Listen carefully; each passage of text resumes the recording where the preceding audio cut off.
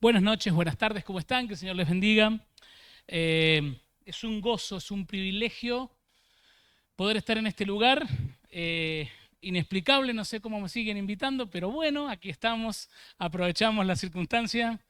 Eh, Realmente agradecidos al Señor por este tiempo que nos permite vivir.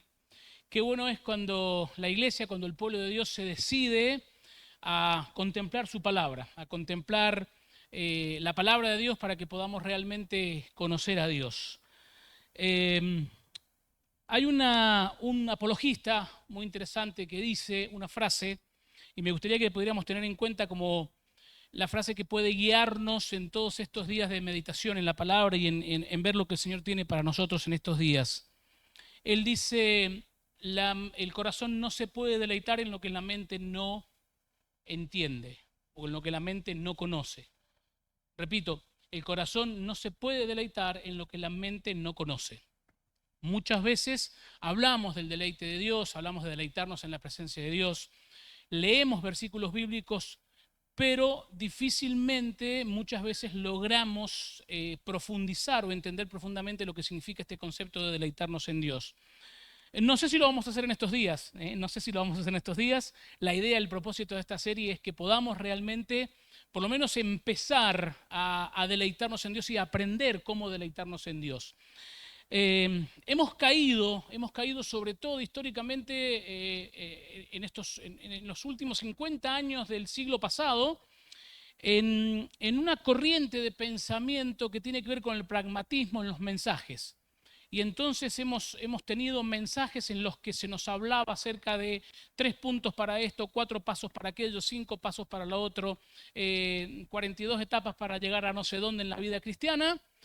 Y con el afán y con el deseo de que a los hermanos le quede algo práctico, un poquito nos hemos olvidado de la contemplación de las Sagradas Escrituras. Y es necesario que el pueblo de Dios contemple las Sagradas Escrituras, vuelva a contemplar en la palabra de Dios, vuelva a contemplar en la Biblia lo que la Biblia dice. ¿Por qué? Porque en la Biblia vamos a encontrar fundamentalmente lo que Dios es y lo que Dios ha hecho por nosotros. Y no hay nada que pueda producir más deleite en la vida de una persona que lograr un profundo conocimiento de su Dios, que lograr un profundo conocimiento de la persona de Dios. Y esto nos va a permitir indudablemente deleitarnos en Dios. Vamos a hacer varias lecturas, algunas que no vamos a tocar hoy específicamente, pero quiero que sean como el sustento, el contexto de lo que vamos a ver en estos días. Salmo 37:4. Yo creo que más de alguno. Antes que me olvide, mi congregación, los hermanos de mi iglesia allí en Tupungato les envían saludos y cariños.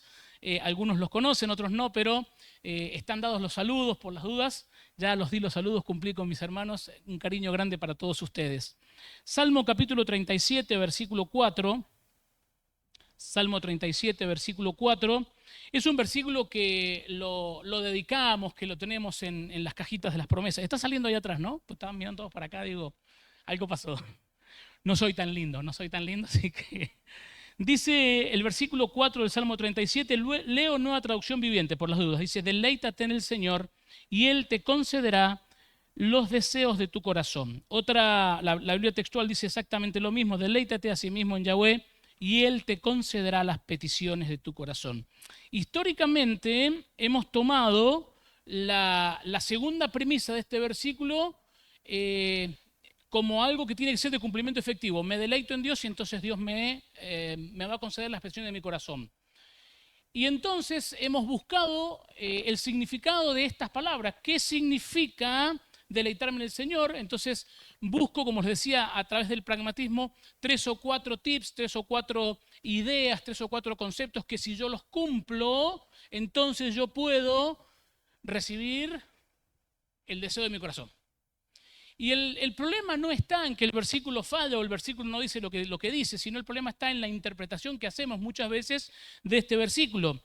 Lo que estamos esperando es, bueno, decime cómo hago para deleitarme porque quiero recibir y quiero tener las peticiones de mi corazón. Entonces estamos entrando a la presencia de Dios no para deleitarnos en la presencia de Dios directamente como un fin en sí mismo, sino como un medio, como un objetivo para recibir las peticiones de mi corazón o para recibir los deseos de mi corazón, cuando indudablemente es todo lo contrario. Si yo pudiera realmente deleitarme en el Señor, ¿vos crees que no cambiarían las peticiones de nuestro corazón? Si nosotros pudiéramos deleitarnos realmente en la persona del Señor, ¿ustedes creen que no cambiarían las prioridades en nuestra vida? Indudablemente sí. Entonces, un gran peligro que corremos en la actualidad tiene que ver con esto de cuáles son mis expectativas del Señor Jesucristo, cuáles son las expectativas que tengo. Explico un poco esto. El otro día hablaba con una persona que me decía, a partir de un problema familiar que tiene, me decía, pero Adrián, yo leo la Biblia, hago los devocionales, estoy en un ministerio y yo siento que Dios no me escucha. Y yo le decía, pero ¿estás haciendo todo esto para que Dios, o para que supuestamente Dios te escuche? ¿En qué sentido? Y porque yo le pido específicamente esto a Dios, la solución de mi problema familiar, y Dios no me responde, no me soluciona el problema familiar. Bien, una visión un tanto utilitaria de Dios. ¿Sabes a quién le pasó más o menos lo mismo? A Judas. Judas Iscariote tenía falsas expectativas sobre la persona del Señor Jesucristo. Judas estaba esperando la redención humana. Judas estaba esperando que Jesucristo encabezara una revolución para que los librara del poder del Imperio Romano. Y cuando Judas se da cuenta que la cosa no iba por ahí, ¿qué hay en el corazón de Judas? Una tremenda desilusión del Señor Jesucristo. Ahora, ¿podemos desilusionarnos del Señor Jesucristo? ¿Podemos desilusionarnos de Dios? Indudablemente. Indudablemente que podemos desilusionarnos de Dios. ¿Por qué? Porque estamos entrando a la presencia de Dios no para deleitarnos en Dios como un fin en sí mismo, sino sencillamente para que, si yo me deleito en Dios, si yo hago una checklist y voy tachando todo lo que tenía que hacer, listo, Señor, ya me deleité, ya canté, ya leí, ya oré, ya hice el devocional, lloré, levanté los brazos, dije aleluya, dije amén, ahora que descienda la bendición. ¿Y qué pasa cuando la bendición no desciende? Y entonces hablamos un poco con esta persona y decía, mirá, a Dios no le hace bien que vos leas la Biblia, a vos te hace bien leer la Biblia. A Dios no le hace bien que vos le ores, a vos te hace bien orar a Dios y reconocer la soberanía, la magnificencia y la munificencia de Dios. Él es todopoderoso y puede concederte los deseos de tu corazón. Pero muchas veces estamos entrando a la presencia de Dios para ver si podemos cumplir con todos los requisitos que supuestamente debo cumplir. ¿Para qué? Para que Él conceda los deseos de mi corazón. Realmente los deseos de mi corazón tienen que ver con la persona de Dios, tienen que ver con la palabra de Dios y tienen que ver con la presencia manifiesta de Dios en mi vida. Bueno, eso es un poco lo que vamos a tratar de en estos días dilucidar y de entender tal vez desde la palabra de Dios.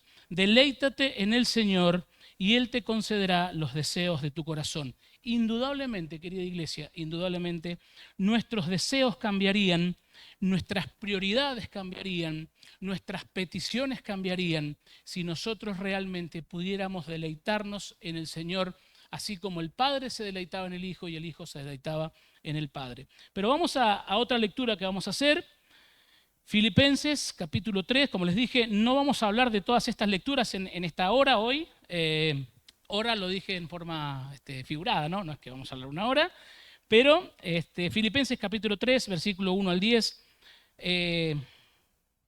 Si vamos a hablar acerca de el subtítulo de este estudio, que es el incalculable valor de conocer a Cristo, entonces esta es indudablemente la porción que nosotros tenemos que leer.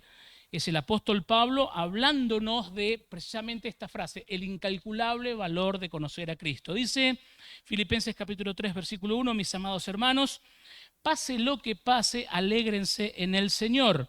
Nunca me canso de decirles estas cosas y lo hago para proteger su fe. Otra versión dice, por lo demás, hermanos míos, regocijaos en el Señor, a la verdad, no me es molesto escribir las mismas cosas y para vosotros es seguro. Verso 2, cuídense de esos perros, de esa gente que hace lo malo, esos mutiladores que les dicen que deben circuncidarse para ser salvos. Pues los que adoramos por medio del Espíritu de Dios somos los verdaderos circuncisos, confiamos en lo que Cristo Jesús hizo por nosotros, no depositamos ninguna confianza en esfuerzos humanos. Aunque si alguien pudiera confiar en sus propios esfuerzos, ese sería yo, dice Pablo. De hecho, si otro tiene razones para confiar en sus propios esfuerzos, yo las tengo aún más. Verso 5. Fui circuncidado cuando tenía 8 días de vida. Soy un ciudadano de Israel de pura cepa y miembro de la tribu de Benjamín, un verdadero hebreo como no ha habido otro. Fui miembro de los fariseos, quienes exigen la obediencia más estricta a la ley judía. Era tan fanático que perseguía con crueldad a la iglesia y en cuanto a la justicia obedecía a la ley al pie de la letra.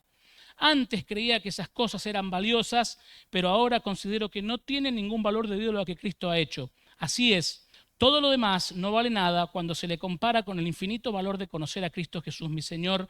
Por amor a Él he desechado todo lo demás y lo considero basura a fin de ganar a Cristo y llegar a ser uno con Él. Ya no me apoyo en mi propia justicia por medio de obedecer la ley, más bien llego a ser justo por medio de la fe en Cristo Jesús, pues la forma en que Dios nos hace justos delante de Él se basa en la fe. Quiero conocer a Cristo y experimentar el gran poder que lo levantó de los muertos. Quiero sufrir con Él y quiero participar de su muerte. Ahora, es interesante cuando el apóstol Pablo dice en el versículo 8, así es, todo lo demás no vale nada cuando se le compara con el infinito valor de conocer a Cristo Jesús, mi Señor. El infinito valor de conocer a Cristo, mi Señor. La Biblia textual dice, y ciertamente aún considero todas las cosas como pérdida por la superioridad del conocimiento de Cristo Jesús, mi Señor, por el cual perdí todas las cosas y las tengo por estiércol, esa es la palabra literalmente, para ganar a Cristo. Esta porción es clásica, como les decía, en un estudio sobre lo que significa Jesucristo en nuestra vida, pero es una porción que deberíamos estudiar y deberíamos repasar y deberíamos tener en nuestra mente y en nuestro corazón cada día. Miren, personalmente hay dos porciones que me sirven para ubicarme, que son mis GPS espirituales, las leo muy a menudo, las repito permanentemente. Filipenses capítulo 2, el sentir del Señor Jesucristo, lo que el Señor Jesucristo hace por nosotros, y Filipenses capítulo 3, cuando nosotros podemos ver lo que significaba para Pablo el Señor Jesucristo. El otro día leía por ahí en las redes un meme que decía lo que para el apóstol Pablo era basura, para muchos hoy es currículum. Tengamos cuidado donde estamos poniendo nuestra fe, donde estamos poniendo nuestra validez. No valemos por los títulos que tenemos, no valemos por nuestra posición social, no valemos por nuestro apellido, no valemos por nuestro origen familiar, no valemos por la posición que ocupamos en la iglesia, ni siquiera valemos por el conocimiento amplio o menos amplio que tengamos de la Escritura. Valemos porque somos hijos de Dios, porque Cristo Jesús ha muerto en la cruz del Calvario para darnos una nueva identidad. De modo que si alguno está en Cristo, nueva criatura es, las cosas viejas pasaron, he aquí todas son hechas nuevas. Y aquí la idea fundamental es, las cosas viejas pasaron. Y lo voy a hacer en forma de pregunta, ¿las cosas viejas pasaron? ¿Realmente las cosas viejas pasaron? Hemos dejado todas aquellas cosas que de alguna forma nos están esclavizando, nos están atando a nuestra vieja manera de vivir. Bueno, uno de los grandes impedimentos que tenemos para deleitarnos en Dios es que muchas veces estamos o seguimos de alguna manera ligados, atados a todas aquellas cosas que podemos considerar valiosas. Iglesia querida, necesitamos volver a mirar la cruz del Calvario y entender el valor supremo y fundamental que tiene el mensaje del Evangelio que tiene la cruz del Calvario. Primera Timoteo capítulo 1 versículo 15, ¿se acuerda lo que dice? Voy a recitar en Reina Valera, me pasa siempre lo mismo. Palabra fiel y digna de ser recibida por todos, que Cristo Jesús vino al mundo a salvar a los pecadores, de los cuales yo soy el primero.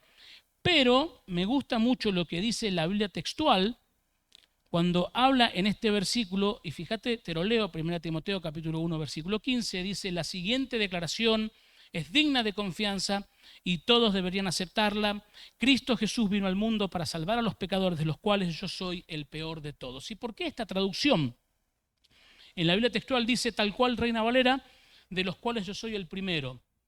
Pablo no está usando el adjetivo numeral primero en el sentido ordinal, digamos de alguna manera. Yo soy el primero, o sea, soy de todos los pecadores soy el que viene en la primera fila. Está usándolo como un cuantificador. Por eso cuando en la Nueva Traducción Viviente traduce yo soy el peor de todos, Pablo se considera a sí mismo el peor de todos los pecadores. No había nada bueno en él. Había entendido que comparado con el Señor Jesucristo, nada de lo que él tenía en su vida, nada de lo que él había logrado, conseguido, nada de lo que él había obtenido por haber nacido en esa familia donde había nacido, tenía ningún valor. Solo Cristo valía en su vida. Aunque Pablo utiliza todas las ventajas que le da su crianza, Pablo después utiliza todas las ventajas que le da su identidad, su ciudadanía romana, lo utiliza al servicio del Señor, pero el parte de esta base, no hay nada más valioso que la salvación de Cristo. No hay nada que pueda ser más valioso en este mundo que la salvación que Dios ha provisto para nosotros en la cruz del Calvario. Por lo tanto, teniendo esto en mente, es que Pablo dice, todo lo que podía ser ganancia es basura. ¿Por qué? Porque lo comparo con Cristo. Y cuando nosotros lo podemos comparar con Cristo y cuando nosotros podemos contemplar a Cristo y podemos profundizar en un conocimiento real del Señor Jesucristo en nuestra vida, es cuando comenzamos a entender lo que significa que Dios sea el Dios de mi deleite. Que no existe bien para mí, como decía aquella vieja canción basada en el Salmo, que esté fuera de ti. Por eso realmente necesitamos, como decimos a menudo, volver a predicarnos el Evangelio. Necesitamos recordar este versículo de 1 Timoteo capítulo 1, versículo 15. Cristo murió por el peor de los pecadores y ese pecador soy yo. Y comparado con eso, absolutamente nada de lo que hay en la tierra tiene algún valor. Y ya sabemos que no tiene valor porque no es eterno, pero aún sabiendo que esto no es eterno, aún sabiendo que lo que nos rodea es material y tiene periodo de caducidad, esto se va a acabar, esto tiene obsolescencia programada. ¿Sabe lo que es la obsolescencia programada? Es la forma en que nos venden electrodomésticos, vehículos y todo tipo de aparatos para que en 5, 6, 7, 8 años se rompa y usted tenga que comprarlo de nuevo. Eso es la obsolescencia programada. El mundo está programado para terminarse, las cosas materiales están programadas para terminarse. Lo único o el único que va a seguir en la posteridad, en la eternidad, son aquellas personas que tengan a Jesucristo en su corazón. Pero también las que no tengan a Jesucristo en el corazón van a continuar en la eternidad en un lugar diferente. Esto tenemos que entenderlo. Cuando podemos contemplar cuál es el destino final de los incrédulos, cuál es el destino final de las personas que no tienen a Cristo, es cuando podemos entender lo valioso que es ser un hijo o una hija de Dios. Cuando yo logro entender lo que significa el infierno, logro entender lo valioso que es que Cristo me haya llamado, me haya buscado y haya muerto en la cruz del Calvario para salvarme de la condenación eterna y para salvarme del infierno. Entre paréntesis, sí, las iglesias evangélicas deberíamos hablar más del infierno. Deberíamos advertirle a las personas lo que significa ese lugar de tormento para que realmente podamos entender qué significa que Cristo nos haya salvado de ese lugar. Ahora bien, como les decía, se me fue mucho el tiempo, estas porciones son de contexto, pero me gustaría comentarles algo que tiene que ver con el Catecismo de Westminster. Es una declaración de fe muy interesante. Recomiendo que lean, hay dos catecismos. Cuando hablo de catecismo no estoy hablando de la Iglesia Católica, para nada. El catecismo tiene que ver con la enseñanza bíblica, ¿sí? El Catecismo Mayor de Westminster es un poquito más largo y el Catecismo Menor, como su nombre lo indica, es un poquito más corto, está más resumido, pero allí están muy bien resumidas y compendiadas a través de preguntas todas las posturas básicas de nuestra fe. Recomiendo que puedan leer esto, realmente es muy interesante. Ahora, el Catecismo Mayor de Westminster dice así en su primera declaración, fíjese qué interesante. Usted piense que esto fue escrito hace unos cuantos siglos atrás por personas a las que muchas veces se las acusaba de estar en contra de la felicidad. Fíjate qué interesante. A los creadores, a los escritores del catecismo, muchas veces se los acusó de ser personas que estaban en contra de la felicidad, que no querían que nadie se la pasara bien en la tierra. Ellos dicen esto, la pregunta 1 es, ¿cuál es el fin principal y más alto de la existencia del hombre? La respuesta a continuación dice, el fin principal y más alto propósito de la existencia del hombre es glorificar a Dios y gozar plenamente de Él para siempre. Glorificar a Dios y gozar plenamente de Él para siempre. Mira, nos hemos quedado muchas veces en la primera parte. Creo yo que podemos decir que entendemos cabalmente lo que es glorificar a Dios. Hay muchas definiciones y la mayoría de las definiciones tienen razón. Glorificar a Dios es hacer que el nombre de Dios sea conocido, es darle la gloria a Dios, es que la gente hable bien de Dios. Hay muchas ideas asociadas a la idea de glorificar a Dios.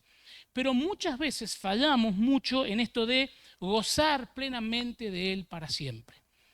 Por eso hablamos del Dios de mi deleite, que realmente podamos entender que Dios tiene que ser la fuente de absolutamente todo nuestro gozo, todo nuestro deleite, que podamos atesorar a Dios en nuestra vida como lo más precioso que nosotros podemos llegar a tener, que podamos atesorar al Hijo de Dios, al Señor Jesucristo, quien murió en la cruz del Calvario para salvarnos precisamente de una muerte horrible, y estoy hablando de una muerte espiritual, y nos permite vivir una vida en su presencia. Realmente necesitamos entender, vivir y hacer una realidad en nuestra vida esto de gozar plenamente de Él para siempre. El otro día me preguntaban por qué en la Biblia no se habla tanto del cielo. Usted se fijó que en la Biblia no se habla mucho del cielo. Hay muy pocas pistas acerca de lo que va a ser el cielo. Y si yo les preguntara a ustedes, ¿por qué quieren el cielo? ¿Qué me dirían? Alguno diría, por las calles de oro. Bien, me interesa. Porque no habrá más llanto y más dolor. Bien.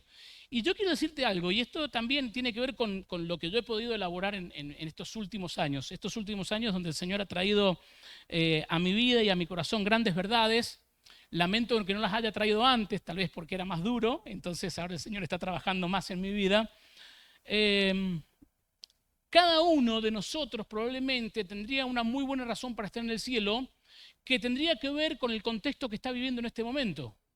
Si estás pasando por un proceso de enfermedad, entonces el cielo sería el lugar donde no hay enfermedad y por eso quiero estar en el cielo. Si estás pasando por un contexto de mucha tristeza, de angustia o depresión, el lugar donde toda lágrima va a ser enjugada va a ser el cielo, por eso me gustaría estar en el cielo. Y lo que tenemos que entender, y esto es algo básico, es que el cielo es donde está Jesús. Y en tanto y en cuanto los cristianos no entendamos y podamos vivir esta verdad y visualizar y hacer realidad esta verdad, yo quiero estar en el cielo porque ahí está Jesús. Juan capítulo 14. En la casa de mi Padre hay mucho lugar. Voy a preparar lugar para ustedes porque si me voy a venir otra vez para que donde yo estoy, ustedes también estén. Queridos, el cielo es donde está Jesús. Y donde está Jesús no hay más lágrimas. Y donde está Jesús no hay más dolor. Y donde está Jesús no hay más depresión, no hay más angustia, no hay más ansiedad, pero el cielo está donde está Jesús. Y entonces como cristianos, si empezamos a visualizar el cielo de esta manera, no va a ser un lugar al que voy a ir, es un lugar al que voy a ir para encontrarme con la persona más maravillosa que voy a poder conocer y que voy a poder experimentar en mi vida, una relación personal con Cristo Jesús y con el Padre de Cristo Jesús por toda la eternidad. Por eso es que necesitamos volver a contemplar a Dios. Necesitamos sumergirnos en su palabra. Necesitamos buscar la presencia de Dios. Mi alma tiene sed de Dios. Hermanos, ¿es real esto en nuestra vida? ¿Tenemos sed de Dios? ¿Anhelamos pasar tiempo con Dios? ¿Anhelamos buscar a Dios? Entonces ahora necesitamos hacer un pequeño paréntesis.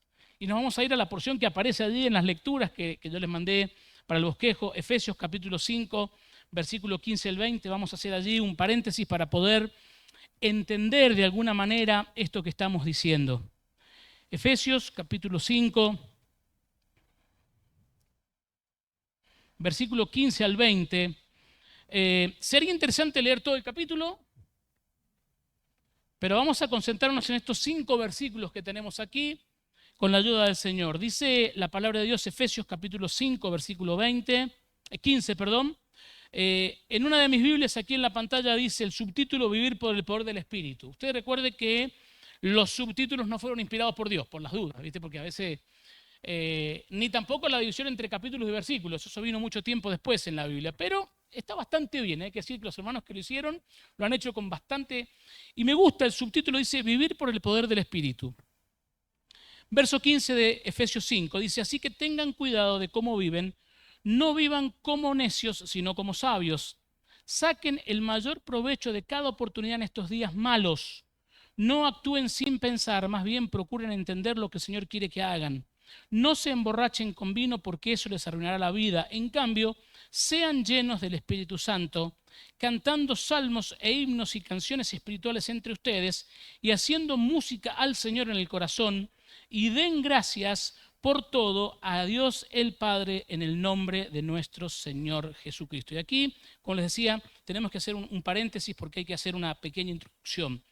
¿Qué significa vivir por el Espíritu? La presencia manifiesta y sin impedimentos del Espíritu Santo de Dios produce en nuestra vida ciertos rasgos que son muy característicos. ¿Cuál es la única manera en que nosotros podemos impedir que el Espíritu Santo se manifieste y fluya en nuestra vida? Sabemos que el Espíritu Santo habita en nosotros, lo tenemos claro esto, ¿no? El Espíritu Santo, cuando nosotros entregamos nuestra vida a Cristo, recibimos de parte de Dios el Espíritu Santo que habita en forma permanente en nosotros. El Espíritu Santo no se va, en ningún momento se va de tu vida el Espíritu Santo. Por eso cuando cantamos canciones como Ven, Espíritu, ven, no sabemos a qué Espíritu estaríamos cantando porque el Espíritu Santo está en tu vida y no se va. Ahora, hay dos formas en las que nosotros podemos, de alguna manera, impedir que fluya el Espíritu Santo en nuestra vida, que tiene que ver las dos con el pecado. Puedo apagar el Espíritu o puedo contristar al Espíritu Santo. Y esto tiene que ver con la presencia del pecado en nuestra vida. Ahora bien, dice el versículo 15, no vivir como necios. Y esta es una palabra muy interesante. Y fíjate que esta palabra, necios, ¿sí?, aparece en casi todas las versiones de la misma manera. En la Biblia textual dice, mirad pues con diligencia cómo os comportáis, no como necios, sino como sabios. Y la palabra diligencia se traduce de una palabra griega que es esmero. ¿Sabes lo que es el esmero? Te lo voy a decir en términos más de pibe de hoy. Ponerle onda. ¿Sí? Ponerle onda. Esmero es ponerle onda, mucha onda, ponerle muchas ganas. Por eso dice, así que tengan cuidado de cómo viven. Muchas veces, en el castellano, sobre todo en nuestro castellano moderno, estas expresiones pierden un poco de fuerza al pasar de una traducción a la otra, ¿no es cierto? Ahora bien, dice el apóstol Pablo en la Biblia textual, mirad pues con diligencia cómo os comportáis, no como necios, sino como sabios. ¿Qué es un necio? Bueno, mire, la palabra necio es una palabra muy interesante que describe una condición. Según el diccionario de la Real Academia Española, necio es alguien que no sabe lo que debería saber, esto empeora, que se niega a aceptar consejos y que puede actuar de forma irracional. No levante la mano, voy a volver a leer la definición, usted no levante la mano, no se identifique, no nos identificamos con nada, ¿sí? Un necio es una persona que no sabe lo que debería saber, que se niega a aceptar consejos y que puede actuar de forma irracional. Esto es un necio. Y la Biblia explícitamente, expresamente, el apóstol Pablo, obviamente Dios nos está diciendo, no vivan como necios. O sea, hermanos, hay cosas que no podemos dejar de saber. Usted sabe que en la mayoría de los sistemas legales del mundo, la ignorancia de la ley no te exime de la culpa de la ley. ¿Qué significa esto? Suponete que venís de un país donde no hay semáforos. En tu país no hay semáforos. No sabemos por qué, no hay semáforos en tu país. Si llegas a la Argentina, te alquilás un auto y salís, no sé, por la avenida principal aquí en San Luis. ¿Cuál es la avenida principal? La avenida más linda. Hagan así los barrios, van a empezar a saltar los barrios. No sé, díganme ustedes, Mitre, Libertad, no sé qué, ¿cuál es la avenida más linda? Nadie se quiere comprometer, ¿viste? Bueno, en mi pueblo es la calle Belgrano, avenida Belgrano. Hay 4 semáforos, no es muy grande el pueblo, están cada 2 cuadras los semáforos porque si no tardarías mucho en cruzar el pueblo. Y como no sabes lo que es un semáforo, te pasas uno en rojo y provocas un accidente. La ley dice que vos, aunque ignores la ley, la culpa la tenés que pagar. La ignorancia de la ley no te exime de la culpa de la ley. Pero yo no sabía lo que era un semáforo, pero la ley está y la tenés que cumplir. Pero no sabía, igual vas a tener que pagar las consecuencias. ¿Puede haber algún atenuante? Es probable. Pero necesitamos entender que Dios ha dejado estatuto, ha dejado mandamiento, ha dejado establecido, nos ha ordenado la forma en que los cristianos debemos vivir. ¿Escuchaste alguna vez la frase, vamos a ver cuál es el consejo de la palabra de Dios? ¿Escuchaste la frase esa? ¿Sí? A los hermanos que predican la dijimos alguna vez, ¿no? Vamos a ver cuál es el consejo de la palabra de Dios. ¿Y sabe qué? He logrado descubrir que no hay consejos en la Biblia. La mayoría son ordenanzas, estatutos y mandamientos. Consejo puedo seguirlo o no seguirlo, pero en la Biblia en general vas a encontrar lo que Dios dice que tenemos que hacer. Arrancamos con los 10 mandamientos y de ahí Dios ha dado una serie de mandamientos que en cuya obediencia no solamente podemos proteger nuestra vida, podemos proteger nuestra integridad en sentido físico y espiritual, sino que también podemos acercarnos a Él. Y esto es muy importante. Estos mandamientos han sido dados por Dios para preservar, ¿sabe qué cosa? Fundamentalmente nuestra santidad. Sigan la paz con todos y la santidad sin la cual nadie verá al Señor. ¿Se acuerda del Padre Nuestro? El Padre Nuestro dice: Padre nuestro que estás en los cielos, santificado sea tu nombre, venga tu reino. No le podés pedir a Dios que su reino se manifieste en tu vida si vos no estás dispuesto a santificar a Dios en tu vida. Tenemos que entender esto. El reino de Dios no se manifiesta donde no se lucha y se persigue la santidad. Donde las personas no están dispuestas a obedecer la palabra de Dios para vivir en santidad. Por eso dice el apóstol aquí: no vivan como necios, vivan como sabios. Ahora, una persona necia se describe como una persona que no sabe lo que debería saber. La necedad no está relacionada con algún problema fisiológico o neurológico, físico o cerebral. No tiene que ver con que no logras entender porque mentalmente tenés algún impedimento para entender lo que está diciendo Dios. Tiene que ver con que yo quiero hacer lo que a mí se me da la gana. Precisamente este argumento es el argumento que útilmente y hábilmente y estratégicamente Satanás, en forma de serpiente, le presenta a Eva en el huerto del Edén. No van a morir, van a ser como Dios, conociendo lo que es el bien y lo que es el mal. Entonces, muchos de nosotros no queremos hacer lo que Dios nos dice. El gran problema de la humanidad muchas veces tiene que ver con la falta de obediencia, tiene que ver con la falta de obediencia a la palabra de Dios. El gran problema de la iglesia en la actualidad, históricamente también, ha sido el problema de la falta de obediencia. No queremos poner por obra la palabra de Dios. Y fíjate que una de las cosas que se le reclama a los hermanos de la iglesia allí en Jerusalén cuando se escribe la epístola a los hebreos es precisamente esto. Ustedes, dice, deberían ser ya maestros, pero hace falta que se les vuelva a predicar el ABC del Evangelio, o sea, lo básico, lo rudimentario. ¿Por qué? Con los años que llevamos. Y la pregunta aquí es: ¿cómo ha cambiado nuestra vida en todos estos años de iglesia, de cristianismo, de vivir en Cristo, de vivir en el poder del Espíritu? ¿Cómo ha cambiado nuestra vida? ¿Hemos mejorado nuestras relaciones interpersonales? Ahora, fíjate algo muy interesante, ¿eh? Efesios capítulo 5, la porción que estamos leyendo, dice: vivir por el poder del Espíritu, del 15 al 20. Y el siguiente subtítulo en mi Biblia es relaciones guiadas por el Espíritu y arranca con el matrimonio. Quiere decir que en la medida que nosotros dejemos que el Espíritu Santo fluya libremente en nuestra vida, porque estamos viviendo como sabios, entendiendo lo que es la voluntad de Dios y poniendo por obra la palabra de Dios, el Espíritu Santo va a fluir en nuestra vida y eso se va a manifestar en cuestiones muy prácticas, en tu matrimonio. ¿Ha mejorado tu matrimonio estos últimos 5 años? No me conteste, esto no es confesionario, usted lo sabe. ¿Hemos mejorado nuestras relaciones laborales? ¿En el trabajo? Soy conocido por mi buen carácter y mi disposición, ¿sí? Amén, dice el pueblo, ¿sí? En mis relaciones familiares, mis vecinos, ¿qué dicen mis vecinos de mí? Tengo una pregunta, y me la hago yo también, obviamente, ¿no? Acá estamos todos incluidos. Si una persona de tu entorno te siguiera durante todo el día a todos los lugares donde va, ¿vería a Jesucristo en algún momento del día? Si una persona de tu entorno te siguiera a todas partes, esa persona en algún momento diría: che, vi a Jesús. ¿A dónde? Ahí. El Coco. No sé si hay algún Coco acá, lo maté, pobre. Raúl, no sé, Raúl. Adrián me estaba ahí charlando y vi a Jesús en la forma que habla, en la forma que se dirige a los demás, en la forma en que ayuda, en la forma que ama a las personas. Lo vi a Jesús.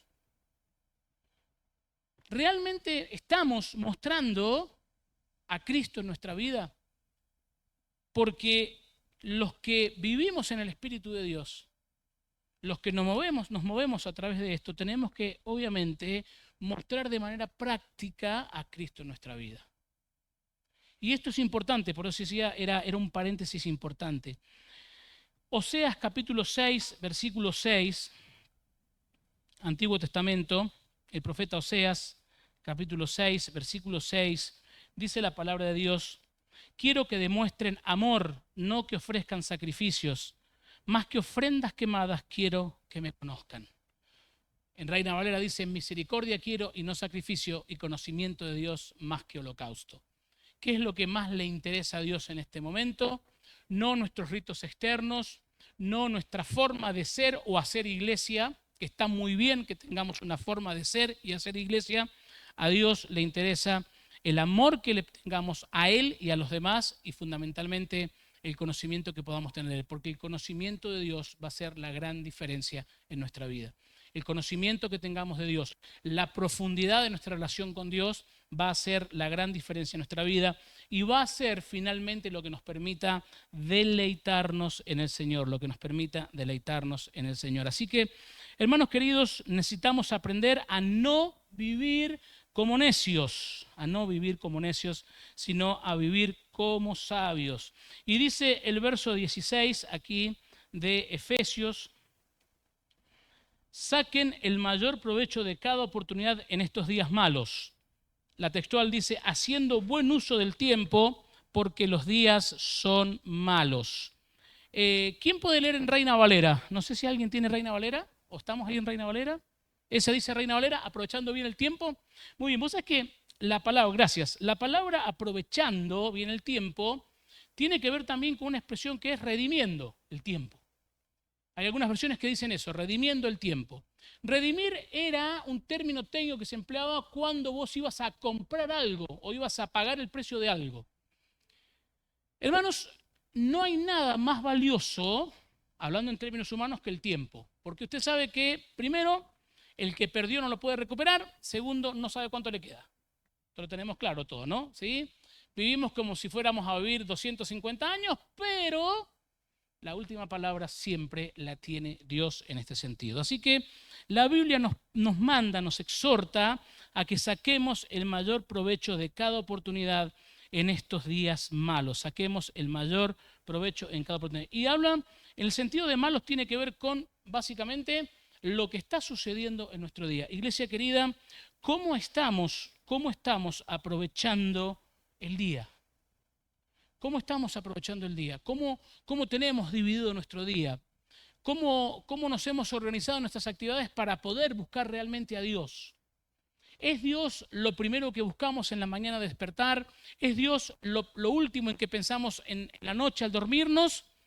Necesitamos ordenar nuestras prioridades del tiempo temporales en base a lo que Dios quiere. Dios quiere, Dios demanda, Dios nos exhorta a que nosotros aprovechemos el día, aprovechemos bien el tiempo, redimamos el tiempo. Hermanos, como les digo, hay algunas verdades que llegan tarde a nuestras vidas y esta es una de ellas, en el sentido de que hoy lamentamos muchas veces el tiempo que perdimos haciendo cosas que realmente no glorifican a Dios, no traen absolutamente ningún beneficio ni para nuestra vida, ni para la vida de los que nos rodean, pero ahí estamos tal vez perdiendo el tiempo. Y miren, algo que he aprendido en estos años es que si lo que yo estoy haciendo, cualquier actividad que esté haciendo que no sea pecaminosa, no me está acercando a Dios, en alguna manera me va a alejar de Dios. Si alguna actividad que yo estoy realizando que no me está acercando a Dios, no estoy glorificando a Dios, no estoy realmente obteniendo un provecho, algo para mi vida espiritual que puede redundar en beneficio de la vida espiritual de otras personas, entonces de alguna manera yo estoy desaprovechando el tiempo. No estoy viviendo como sabio. Eso quiere decir que hablé mucho. Bien. No estoy viviendo como sabio. Ahora, mi pregunta es, en el último año, ¿a cuántas personas discipulamos? No me hable del grupo de discipuladores de la iglesia. No me hable de los hermanos de la iglesia que están encargados de los primeros pasos o de fundamentos o lo que sea. En el último año, ¿a cuántas personas discipulaste para traerlos a los pies de Cristo? ¿A cuántas personas le hablaste, lo invitaste, le insististe, lo mandaste, lo llevaste a tu casa, lo invitaste a tomar mate y decirle: mira, quiero compartirte algo de Jesucristo?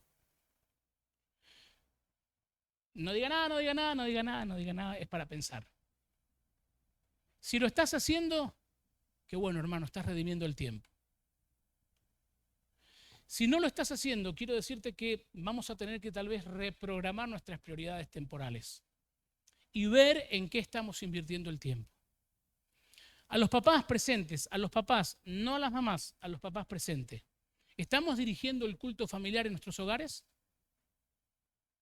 ¿Estamos dirigiendo el culto familiar en nuestros hogares? ¿Soy yo el que corta toda actividad a las 9, 10 de la noche, 8 y media de la tarde, lo que sea, y digo, señoras, señores, familia, en esta casa a esta hora se para todo, se apagan las pantallas y nos sentamos a leer la Biblia y a orar? A los papás, porque ustedes, padres, son los sacerdotes de su hogar, los responsables espirituales de su familia. Si no lo estamos haciendo, estamos desaprovechando el tiempo. Y quiero decirte algo, mira, el culto familiar no es una reunión de domingo a la iglesia donde tenemos que estar 2 horas. Esto es una idea totalmente descabellada. El culto familiar puede durar 15 minutos, 20 máximo. Lees un capítulo de la Biblia, comentás el versículo que te gusta, orás y hasta si querés, si te animás, podés cantar un par de canciones. Eso es el culto familiar. No hay que ser teólogo para hacer el culto familiar, ¿eh? Pero necesitamos aprovechar el tiempo con nuestras familias, con nuestros hijos, con nuestras esposas, con nuestros esposos, con nuestra familia extendida, con los hermanos de la iglesia, con las personas que conocemos. Necesitamos mostrar que hay una opción mejor que es el Evangelio. De hecho, la única opción que puede salvar la de una persona es el Evangelio. Y en ese sentido necesitamos aprovechar el tiempo. Queridos, los días son cortos. Los días son cortos. Necesitamos aprovechar el tiempo. ¿Sabés cuándo nos dimos cuenta en la iglesia cristiana que esto de que no tengo tiempo de leer la Biblia o de orar o de cantar era una excusa? Cuando Dios nos metió a todos adentro en una pandemia. Leímos más la Biblia en la pandemia, ¿no? 1 año casi y medio de pandemia, encerrados. No vamos a discutir si está bien o está mal, estamos encerrados. Leímos más la Biblia, ¿cierto? ¿Cuántos libros leímos en pandemia? 1 año y medio, 2 por mes mínimo tenías que leer. ¿Cuánto leíste? 36 libros, me imagino. Y así podríamos seguir dando ejemplos de cosas que algunos bajan la mirada, se ríen. Hermanos, no es cierto que no tenemos tiempo. Lo que es cierto es que muchas veces no estamos aprovechando el tiempo. Y vamos a tener que dar cuenta también de este tiempo. Así que tengamos mucho cuidado con esto. Verso 17 dice la palabra de Dios así, Efesios capítulo 5, versículo 17, dice, no actúen sin pensar, más bien procuren entender lo que el Señor quiere que hagan. Fíjate que el verso 17 está muy, muy conectado con el verso 15, el tema de no vivir como necio. ¿Te acordás que te dije recién que un necio es solamente una persona que no sabe lo que debería saber, pero también es una persona que se niega a aceptar consejos y que puede actuar de forma irracional? Es tremendo esto.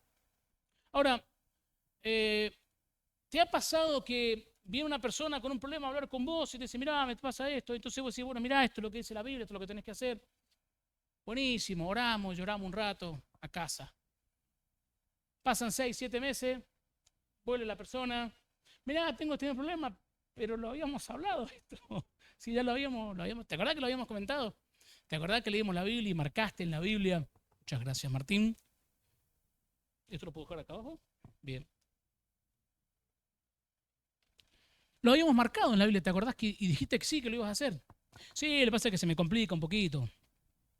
Bueno, volvemos a hablar, leemos las mismas porciones, volvemos a resaltar lo que dice la Biblia, nos comprometemos públicamente a hacerlo, oramos, nos vamos llorando, nos abrazamos, gracias, gracias, pum, nos vamos. Pasan 6, 7 meses, misma situación. ¿Qué está pasando? Estamos actuando sin pensar. No, alguien dijo por ahí que una frase que se le atribuye a Einstein, yo no sé, no lo he podido probar, es que Einstein decía que la mejor definición de locura es hacer siempre lo mismo y esperar resultados diferentes. Yo no sé si lo dijo Einstein, pero es muy linda la frase y se aplica mucho a la vida de los cristianos. No hay persona más irracional que un cristiano que se niega a obedecer la palabra de Dios. No hay persona más irracional que un cristiano que se niega a obedecer la palabra de Dios. ¿Qué dice la Biblia acerca de cómo tenés que tratar a tu esposa? Léelo, Efesios capítulo 5, versículo 20 en adelante. Lee qué dice la Biblia. ¿Se entiende? Sí, lo entendemos. Hacemos reunión de hombres. Todos los años arrancamos la reunión de hombres hablando de la misma porción. ¿Por qué? Porque no estaríamos entendiendo. ¿Pero qué? ¿Les falta? No, muchachos, no tenemos ganas de obedecer. Porque es más cómodo la cultura de mi familia, la que vengo arrastrando, donde mi papá hacía lo que quería y mi mamá pobre se la tenía que aguantar. Y mamá se la aguantaba hasta que ya no se la aguantaba más. Y hacía su vida en paralelo o se terminaba disolviendo el matrimonio. Es mejor esa cultura, ¿eh? Es mejor esa cultura de criar a los hijos, no corrigiéndolos, no hablando con los hijos, no encaminándolos, no disciplinándolos. ¿Por qué? No, porque lo que pasa es que siempre hay una excusa para no hacer, tristemente, lo que la Biblia dice.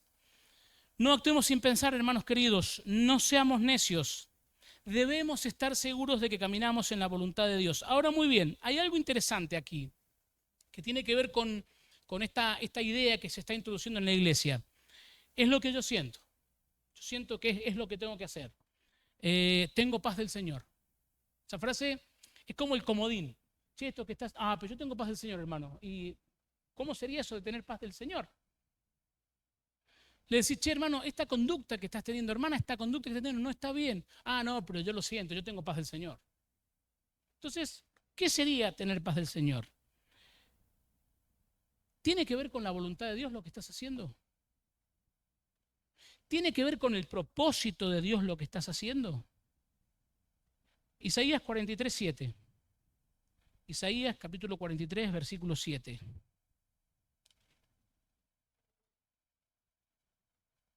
Dice la palabra de Dios, traigan a todo el que me reconoce como su Dios, porque yo los he creado para mi gloria, fui yo quien los formé. ¿Usted reconoce a Dios en su vida como su Dios? Bien, glorifique a Dios. Bueno, pero viste que dijiste al principio que había como muchas definiciones de la gloria de Dios, es un poco difuso el significado de la gloria de Dios. Mira, la gloria de Dios tiene que ver con su santidad y tiene que ver con santificar a Dios. Todo lo que no tenga que ver con la santidad de Dios y con santificar a Dios no es la gloria de Dios. ¿Querés una definición así sencilla? Eso es la gloria de Dios. Todo lo que no tenga que ver con la santidad de Dios no es la gloria de Dios. No está en el propósito de Dios. No tiene que ver con su voluntad. Filipenses capítulo 2, versículo 9 al 11. Filipenses, acompáñame a la Biblia. Filipenses capítulo 2, versículo 9. Dice la palabra de Dios, por lo tanto Dios lo elevó al lugar de máximo honor y le dio el nombre que está por encima de todos los nombres, para que ante el nombre de Jesús se doble toda rodilla en el cielo y en la tierra y debajo de la tierra, y toda lengua confiese que Jesucristo es el Señor, para la gloria de Dios el Padre. Y hay dos momentos en que los seres humanos confiesan a Jesucristo como Señor. Cuando entregan su vida a Cristo y declaran, como dice Romanos 10, si confesares con tu boca que Jesús es el Señor y creyeres en tu corazón que Dios lo levantó de los muertos, serás salvo. Pero si una persona no lo hace en este momento, al final de la historia va a tener que doblar su rodilla y va a tener que confesar que Jesús es el Señor y luego va a ser echado al infierno, a la condenación eterna. Ahora, si nosotros como iglesia, pero cuando hablamos de iglesia no hablamos de templo, hablamos de nosotros, personas individuales que componemos la iglesia de Cristo, estamos diciendo que Jesucristo es el Señor, nosotros necesitamos rendir nuestra vida al señorío de Cristo. Iglesia, quiero decirte algo, y esto puede sonar controversial, pero me hago cargo. No me invitan más a San Luis. No necesitamos a un Jesús terapeuta. Necesitamos a un Jesús, Señor de señores, Rey de reyes, soberano de toda la creación, sentado en el trono de nuestra vida. Está bien que busquemos sanidad espiritual. Está bien que busquemos ayuda cuando la maraña está muy intrincada y no la puedo desenredar. Está muy bien. Pero yo no necesito terapia jesucrística. Yo necesito un Señor en mi vida, que se siente en el trono de mi vida y yo le voy a obedecer a rajatabla. Porque si digo que es Señor, es Señor. Si digo que es Señor, es Señor. Y entonces necesito eso en mi vida. Y tal vez necesitamos, iglesia querida, volver a predicarnos el mensaje del Evangelio. Palabra fiel y digna de ser recibida por todos, que Cristo Jesús vino al mundo para salvar a los pecadores, de los cuales yo soy el peor de todos. No hay nada que pueda sanar mi pasado, no hay nada que pueda borrar el pecado que no sea la cruz de Cristo. No hay nada que me pueda dar tanta seguridad en el presente, ni tanta seguridad en el futuro, ni tanta aceptación en este momento que no sea a Cristo crucificado y luego resucitando para confirmar que la obra había sido consumada. Así que no necesito tanta terapia en ese sentido, más bien necesito sentar a Cristo en el trono de mi vida y declararlo como Señor de mi vida. Una declaración solemne donde yo realmente de forma consciente puedo decir: Señor, estás sentado en el trono de mi vida, te rindo mi vida, me rindo a tus pies, hacé conmigo lo que quieras, no importa, mi pasado ha sido perdonado, mi pecado ha sido echado al fondo del mar. La palabra dice que nuestro pecado, dice Dios, nunca más se va a acordar de nuestro pecado. No dice olvidar. Mire, esta porción a mí me maravilla. Me maravilla por la forma en que se ha escrito. La Biblia dice que Dios dice: nunca más me acordaré de tu pecado. Y a veces cometemos el error de decir que Dios se olvida de tu pecado. No hay manera que Dios se olvide de algo. No hay forma, porque Él es omnisciente. Todo el conocimiento, todo lo que ha pasado en la historia de la humanidad está delante de la presencia de Dios en todo momento. Aún mi pecado, todos mis pecados, los de antes de ser cristiano y los de ahora que soy cristiano, están en la presencia del Señor. Él los ve claramente. Lo que hace Dios en un ejercicio de bondad inimaginable es no volver a pasar por su mente mi pecado. No se acordará más de mi pecado. Yo no necesito a un Jesús terapeuta, yo necesito a un Jesús Salvador y Señor, que tome las riendas de mi vida y que la lleve a donde tenga que llevarla, sin importar dónde sea. Acuérdense lo que dijimos recién: donde esté Jesús está el cielo. Y en ese sentido, como iglesia, tenemos que caminar y tenemos que llorar. Esto es la gloria de Dios, querida iglesia, que Cristo esté sentado en el trono y que yo voy a obedecer fielmente la voz de Dios. No soy necio, no actúo sin pensar, no voy a actuar más de forma irracional, ahora voy a hacer lo que Dios dice. Y eso implica muchas veces tener que renunciar a cosas que tal vez nos están produciendo algún tipo de placer, algún tipo de alegría o algún tipo de gozo pasajero, que no es el gozo que nos da Dios. Verso 18. ¿Quién tiene el control de mi vida? Queridos, o nos controla el Espíritu Santo o nos controlan otras cosas. Aquí hay una analogía en el verso 18, cuando dice que no se embriaguen con vino. O sea, ¿se acuerda lo que dice? Lo dice también después, más adelante, Efesios capítulo 5, versículo 18. Dice así la palabra de Dios: no se emborrachen con vino porque eso les arruinará la vida. En cambio, sean llenos del Espíritu Santo. Y aquí, indudablemente, esta porción ha sido explicada muchas veces, esta analogía interesante que hace Pablo, porque uno diría, si vos venís leyendo la porción, decís: che, ¿qué tiene que ver el tema de emborracharse con vino si no estuvimos hablando nada del tema del vino? Y es una analogía, es una comparación que Pablo establece. ¿Qué pasa cuando una persona toma mucho vino? Pierde el control. El control lo tiene el vino. ¿Qué pasa cuando una persona rinde su vida a Cristo? El control lo tiene el Espíritu Santo, realmente. Entonces, Pablo establece una analogía. No se emborrachen con vino porque eso les arruina la vida, consejo práctico. Pero dice: en cambio, sean llenos del Espíritu Santo. En cambio, sean llenos del Espíritu Santo. Iglesia querida, volvemos al pensamiento de recién. Necesitamos dejar el control en las manos de Dios. Necesitamos que Dios tenga el control de nuestra vida. No lo necesita Dios. Nosotros necesitamos rendir el control de nuestra vida en Dios. Que Él controle nuestra vida. Que nuestros pensamientos vayan cautivos a Cristo para que Él controle nuestra mente. Y si Cristo controla nuestra mente, también van a ser controlados nuestros deseos, nuestros apetitos, nuestras orientaciones. Todas nuestras proyecciones van a ser controladas por Cristo. Y entonces vamos a poder vivir una vida en santidad, que es lo que le agrada a Dios. ¿Por qué? Porque la única forma de que Dios se manifieste en tu vida es que vivas en santidad. La única forma de que Dios pueda hacerse presente en tu vida es que vivamos en santidad. No le pidas a Dios que se manifieste en tu vida si no estás dispuesto a santificar a Dios en tu corazón. Y ya terminando, ya se me hizo la hora, como era de esperar. Dijeron que íbamos a estar de sol a sol, así que... Dice el versículo 19, cantando salmos e himnos y canciones espirituales entre ustedes y haciendo música al Señor en el corazón. Fíjate qué interesante lo que dice aquí la palabra de Dios. Y el verso 20 dice, siendo agradecidos en todo sentido. Fíjate que aquí la consecuencia lógica de una vida controlada por el Espíritu Santo tiene que ver con la adoración y con la gratitud. La consecuencia lógica de una vida controlada por el Espíritu Santo tiene que ver con la adoración y con la gratitud. Si estas dos actitudes se manifiestan en mi vida interior, también se van a notar en nuestras actividades, todo el tiempo. El que no adora en lo secreto, no adora en lo público. El que no agradece en lo secreto, no es agradecido en lo público.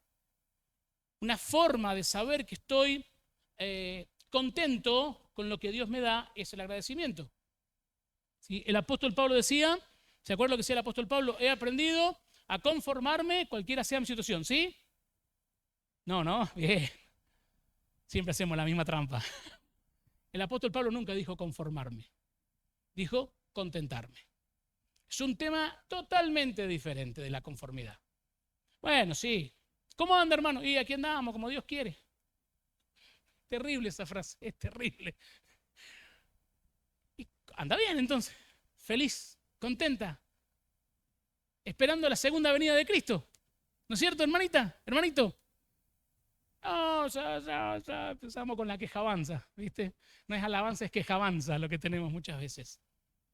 Hay dos, hermanos queridos, hay dos actitudes o hábitos que han reemplazado a la adoración y al agradecimiento en el mundo, pero también en la iglesia. La ansiedad y la amargura. La ansiedad y la amargura han reemplazado la adoración y el agradecimiento. Y quiero decirte, hay un autor que a mí me gusta mucho, que es Timothy Keller. Él dice, la ansiedad es pensar que Dios se puede equivocar. ¿Y sabes por qué pienso que Dios se puede equivocar? Porque no conozco a Dios. Porque no conozco a Dios. Porque mínimamente ni siquiera tal vez he estudiado los atributos de Dios. ¿Se puede equivocar Dios? No hay forma. No hay manera. Sin importar en la escuela teológica en la que te inscribas, la soberanía de Dios es la soberanía de Dios. Dios no se equivoca. Pero estoy ansioso porque, ¿y si Dios se equivoca? Y la otra actitud es la amargura, y Timothy Keller dice, la amargura es pensar que Dios sí se equivocó. Y entonces me amargo. ¿Por qué? Porque tengo expectativas diferentes a las que Dios me da. Como Judas. Judas tenía las expectativas incorrectas. Judas siguió a Jesús convencido de que Jesús iba a cambiar su presente. Y cuando Judas descubre que el mensaje de Cristo era un mensaje que tenía más que ver con lo espiritual, se desilusiona de Jesús. Señor, 3 años te seguí por todos lados. Vos prometiste libertad. Judas no entendió, las expectativas de Judas no eran las correctas. Y muchas veces nosotros como hijos de Dios estamos ansiosos, presas del pánico, presos del pánico. Y yo no quiero, querida iglesia, lo digo con todo cariño y con todo respeto, minimizar la condición de salud mental que alguno de ustedes pueda tener en este momento. No estoy atacando eso, porque sí existen las enfermedades a nivel mental y se pueden tratar. Pero muchas veces, antes de ir al psicólogo o al psiquiatra y antes de empezar a hacer algunas terapias, cuidado con las terapias que la psicología del mundo nos plantea, cuidado con el tipo de remedio que el mundo nos plantea, antes de empezar a hacer algunos tratamientos con medicamentos que son muy necesarios muchas veces, lo digo como hijo de una mamá que vivió toda su vida con depresión, o por lo menos toda la vida que yo la conocí con depresión, necesitamos tal vez volver a contemplar al Señor. Necesitamos tal vez volver a contemplar la cruz de Cristo. Necesitamos volver a contemplar la cruz vacía y la tumba vacía. Cuando Cristo dijo, consumado es. fue consumado. Ya no hay deuda, ya no hay temor, ya no hay esclavitud, ya no hay temor al pasado, no hay temor al presente, no hay temor al futuro. Si Dios es con nosotros, ¿quién contra nosotros?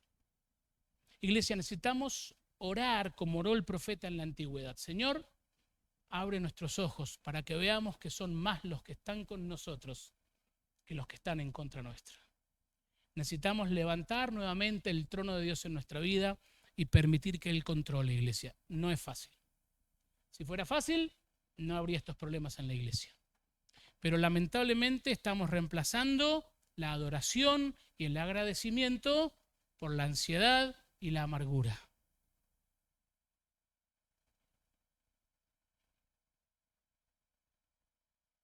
El Señor es mi pastor. Tengo todo lo que necesito. El Señor es mi pastor. Tengo todo lo que necesito. Y si Dios, que no escatimó a su Hijo, sino que lo entregó por todos nosotros, dice Pablo en una pregunta que es indudablemente una pregunta retórica, ¿cómo no nos dará también con Él? ¿Qué dice? Todas las cosas. Todas las cosas que Él quiere, iglesia. Todas las cosas que Él quiere, porque de lo alto, del Padre de las luces, desciende todo don perfecto. Así que Isaías capítulo 26, terminamos con este versículo precioso. Isaías capítulo 26. Y no se vaya a creer que no tengo a veces algún poco de ansiedad. No amargura por mi carácter, en general no me amargo mucho por las cosas. Soy bastante optimista / inconsciente, digamos, de alguna manera, lo reconozco. Y a veces tengo cierto tipo de ansiedad con algunas cuestiones. Muchas ansiedades me las produce la iglesia. Mire usted qué cosa, ¿no? Este hermanito que no cambia. ¿Sí? No lo habíamos hablado esto, hermano. ¿Viste? Pasa por ahí la cuestión, pero Isaías capítulo 26, versículo 3 y 4. Tú guardarás en perfecta paz a todos los que confían en ti, a todos los que concentran en ti sus pensamientos. Confíen siempre en el Señor, porque el Señor Dios es la roca eterna. Queridos, si necesitas en esta noche volver a la roca, ¿qué te impide? ¿Qué te impide en esta noche volver a pasar por la cruz? Estamos en viernes de Semana Santa. Podríamos charlar de que no es el día, no vamos a entrar en esa discusión matemática. Hoy la cristiandad celebra porque recuerda la muerte de Cristo en la cruz del Calvario. En estos días estuvimos hablando con los chicos en la escuela, un devocional de Semana Santa que les hicimos, y la frase para recordar era: en Pascua alguien iba a morir, alguien iba a ser liberado. Y vimos la historia de Barrabás. El que no tenía que morir, murió. Y el que no tenía que ser liberado, fue liberado. Y quiero decirte algo, en algún punto de nuestra vida, todos somos Barrabás. Todos merecemos la muerte, todos merecemos el infierno, todos merecemos la condenación, pero gracias a Dios por su don inefable. Porque cuando yo no podía, Cristo pudo. Cuando yo estaba hundido, muerto en delitos y pecados, Cristo sí pudo. Así que necesitamos mirar a Cristo. Necesitamos volver a entender o volver a profundizar en la cruz de Cristo, en lo que significa vivir por el Espíritu. Lee Efesios capítulo 5 del 1 al 15, vas a ver todo lo que implica el cambio de vida que Cristo propone. Y una vez que vos cambiás tu vida, podés vivir en el Espíritu. Y si podés vivir en el Espíritu, tenés una relación permanente con Dios, con el Padre, y contemplando al Padre, esa contemplación del Padre. Iglesia, necesitamos volver a contemplar a Dios. Pero contemplar a Dios no es leer 3 minutos la Biblia, leer el versículo que me aparece en la pantalla del celular. No. Es tomarnos el tiempo para contemplar a Dios. Es tomarnos el tiempo de leer capítulos de la Biblia, de hundirnos en la palabra, de permitir que la palabra de Dios nos pase por arriba y nos conmueva.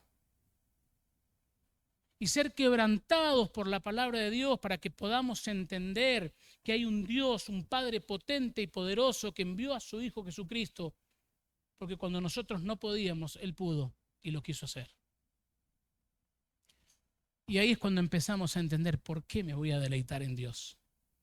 Y la pregunta no va a ser ¿por qué me voy a deleitar en Dios?, sino ¿por qué no habría de deleitarme en Dios? Como dicen hoy, si Dios es todo lo que está bien, si Jesús es todo lo que está bien. Hoy veníamos escuchando cuando venimos para acá una canción que dice, eres Dios eterno, solo tú eres bueno. Y lo dijo el Hijo del Padre, no hay uno solo bueno, sino el Padre que está en los cielos. Vamos a deleitarnos en Dios, iglesia. Vamos a deleitarnos en Dios porque conocemos a Dios. Y acordate esta frase.